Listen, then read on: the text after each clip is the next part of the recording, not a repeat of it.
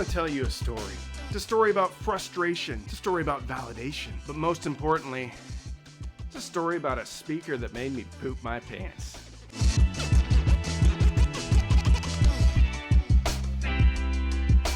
I was facing a challenge the day, December 4th, 2020, and I was running out of money.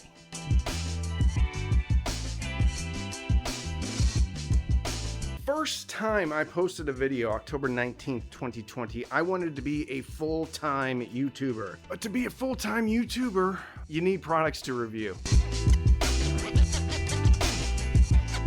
It's not that I hated my job, it's just that I didn't wake up every morning thinking about my job. Today, I wake up literally every morning thinking about my next video, thinking about the edit.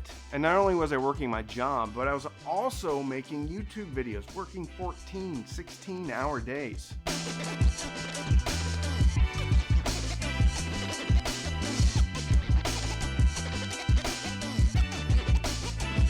Nobody was emailing me asking me to review products. So I went on the Emotiva website and I looked through all the videos that they had posted about reviews of their product. A lot of the big YouTubers' videos were linked there, like Steve Gutenberg. And there was a name on each one. It was Nick. And I thought to myself, I need to speak to Nick.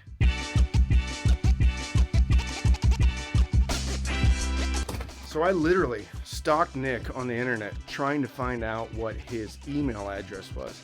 And I finally just searched his name and I reached out to him through his own website and I got a response. At that point, I had already reviewed a few different Emotiva products, all of which I purchased. And I sent him links to those videos and I simply asked, hey, is there anything that I can review? Can you send me something to review? And he did. The first time I heard an Emotiva speaker, I was blown away because of the clarity. I had never heard clarity like that before. People moving microphone stands. I had never heard people inhaling before they sang. I had just never experienced that before, and I had heard a fair amount of speakers. Nothing had prepared me for that level of clarity. But we'll get back to that in a bit. This is the all-new Emotiva XB2, which replaces the wonderful Airmotive B2 Plus. They've made a lot of changes. One of the biggest differences between these two speakers is how they look. Look at all the facets. For a lot of people, they didn't like those sharp edges. And guess what? No sharp edges. There's also a difference in frequency response and drivers.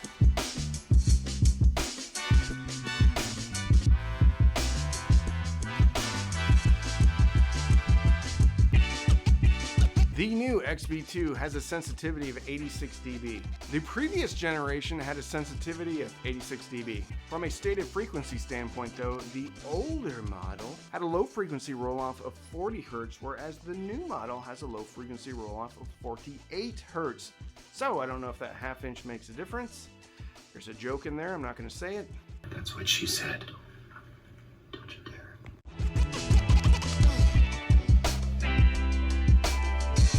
It is a sad thing when you use weight to compare products, but generally speaking, a heavier speaker is a better speaker in some regards. Sometimes a heavier speaker has less cabinet resonance.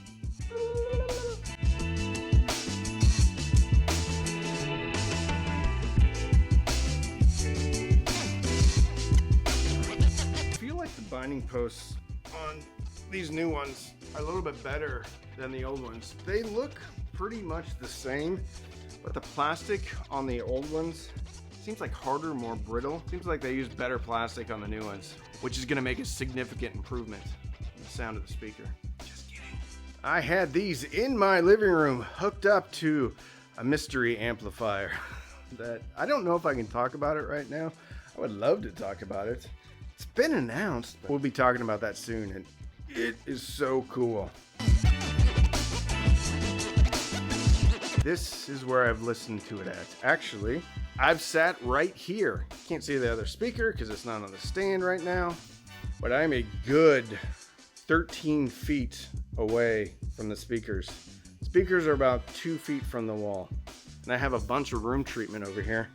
Let me show it to you. Gotta do a little absorption for the sound. Don't worry though, we're still gonna talk about me pooping my pants.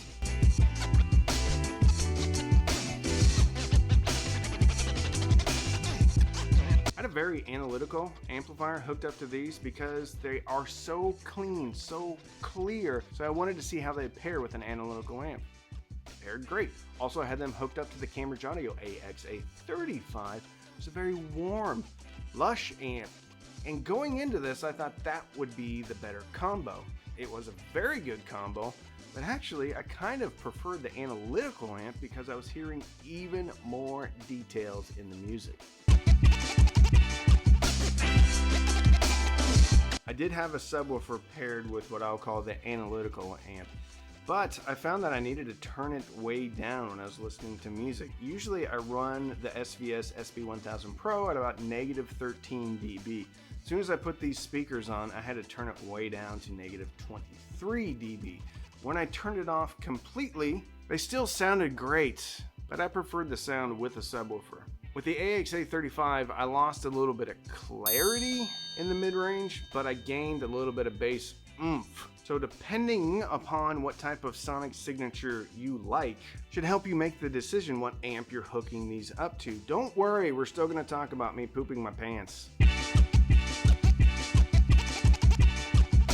From a bass standpoint, these don't hit as hard as the B2 Plus, but I don't think they're supposed to. Why? Because there is no XB1, but there was a B1 Plus. That was a 5¼ inch driver speaker. They also came out with a 6½ inch driver speaker. I think those two were combined so that they don't need an XB1, because while the bass on this doesn't hit as hard as the B2 Plus, the bass on this one is cleaner and it has a cleaner mid-range. So with this new speaker, you're sacrificing a little bit of bass punch, but you're getting the mid-range clarity from the B1 Plus, but you're still getting more bass punch than you did on the B1 Plus. Just think of these as those speakers combined. Yesterday, I lost absolute hours listening to this speaker. We haven't even talked about price. Price on these is $499, and I think that's important because the B2 Plus came in around $450, then immediately went up in price, I think, to $550.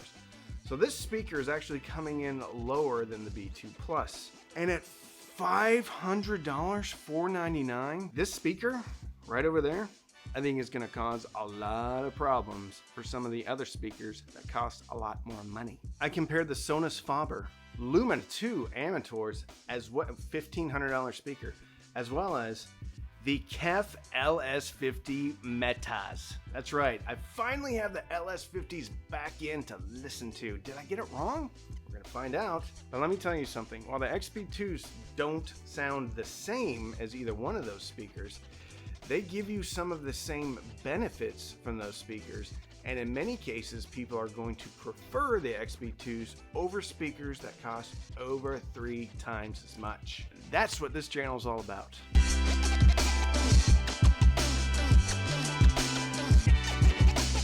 Hall & Oates. I can't go for that. It's a really good song. The 27-second mark, there's a dun, dun, dun, dun, dun. There's a little bit of hangout. Dun, dun, dun, dun. And one of the benefits you get from this tweeter, an AMT tweeter, is the reverb and the air and it just hanging out. And it can't be replicated by a Silk Dome tweeter. Silk Dome tweeters are awesome. I love them, but there's that air, that reverb, just a little bit extra that you hear. And I love it. All right, here's a little thing I wrote down. If these speakers were a server at a restaurant and I was single and I found them attractive, I would probably pay its cell phone bill for like 3 months. If this speaker was moving and it lived an hour away, I would drive an hour and help it move. All right, so I'm gonna wrap this up. If Bob Marley, the Redemption song, about made me pee my pants, Fast Car by Tracy Chapman about made me poop in my pants. It was so good. I didn't, but then I listened to, what is it? Give Me One Reason by Tracy Chapman. And then I did poop my pants. And I think that's the highest compliment a speaker can get. So let's finish the story. The challenge was I didn't have any speakers to review. The solution was I reached out to Nick, maybe in an unhealthy way, but Emotiva was kind enough to send me my first product that I could review on the channel. And that was the validating part. That was the first time I kind of felt like a real YouTuber. This takes all the good of the B2 Plus, all of the good of the B1 Plus, and puts it together like a peanut butter and jelly. Except, even if you're allergic to peanuts, you're not going to go into anaphylactic shock when you listen to the XB2s, which is good for a lot of people. Clarity, air, a more balanced mid-range than the B2 Plus, more bass than the B1 Plus. Crazy soundstage with the new tweeter. The new tweeter has better vertical off-axis performance. This is a significant step up from the previous line. Cabinet resonance, better controlled. Most people are going to probably think it's more attractive, and I definitely need to do some more in-depth comparison against the Sonus Faber Lumina 2 Amateur and the KEF LS50 Metas. So the question on top of everybody's mind, did the XB2s make me poop my pants? No, but it turned out when I was reviewing the B1 Plus, I was deathly ill, and I couldn't control my bowels.